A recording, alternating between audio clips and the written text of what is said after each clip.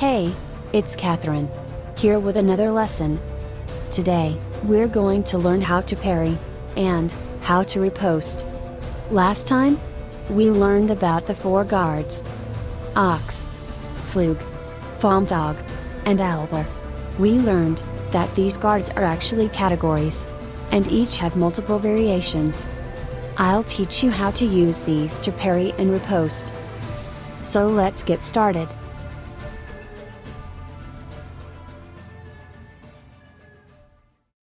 Let's start with something simple. This is Sally. She's going to show us the 4 openings. Notice how she's made a cross with her swords. When an enemy attacks you, they will be targeting one of these quadrants. We defend these quadrants with guards called Hangen.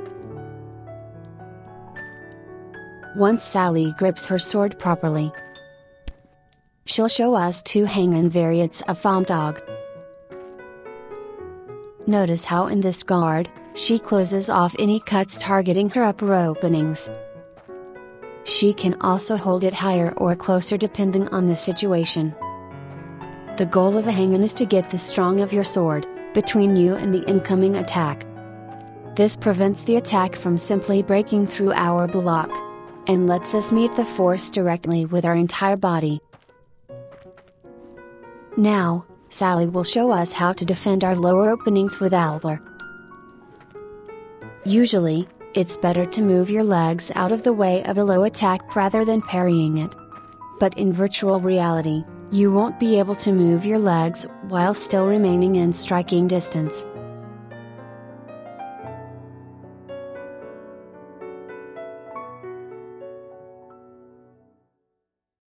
Now that you can defend, it's time to counterattack.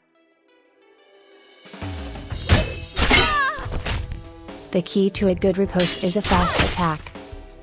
And in the last episode, we learned that the key to a fast attack is the correct guard. In order to attack, you must defend. To defend, you must attack. As special guards, Hangen allow us to launch swift counterattacks. Allow me to demonstrate. First, enter an upper Hangen. Then, deliver an overhead strike. Notice how I'm cutting forward, not downwards. Do this by turning your hips towards the target. Then punch your arms forward. This motion should be almost the same as a thrust. But because we turn our body towards our parry, we can turn it back to our target for extra power. The core, not the arms, are the most important muscles for sword fighting. Thrusting from a Hangen is actually very easy. From the upper Hangen, all you have to do is enter an ox guard and stab. Just step forward and walk the point into your target. No need to force the thrust with your arms. Because by thrusting with a step, you focus all of your body's mass upon the tip of your blade, rather than just the force of your arms. Missing the thrust is bound to happen, eventually. When you do, combo immediately into an overhead strike. Ideally, you want to never stop moving. Try practicing these on the skiller.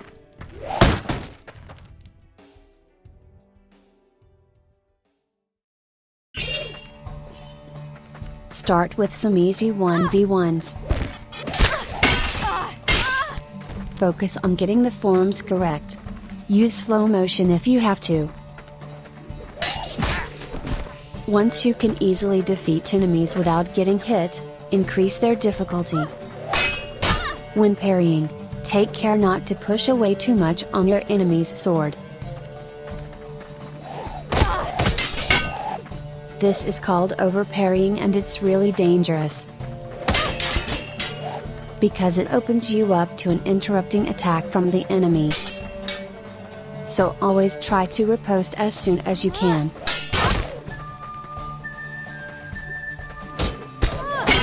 With enough practice, you should be able to effortlessly go through any melee enemy in the game.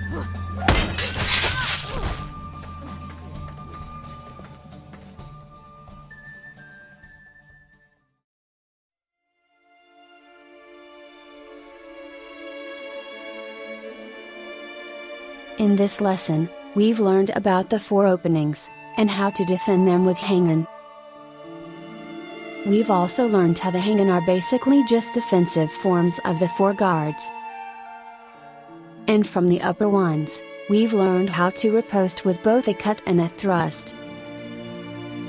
While I haven't explained much about the lower Hangen, I imagine you can experiment with that yourselves. Maybe you can share a video with me. That would be fun homework. Hee hee hee. Thank you for watching this video. And I'm sorry for the long wait. I plan on being a lot more consistent. So please do subscribe. Check the description for my Twitter. I'm quite active there. Thanks again, and have a wonderful day.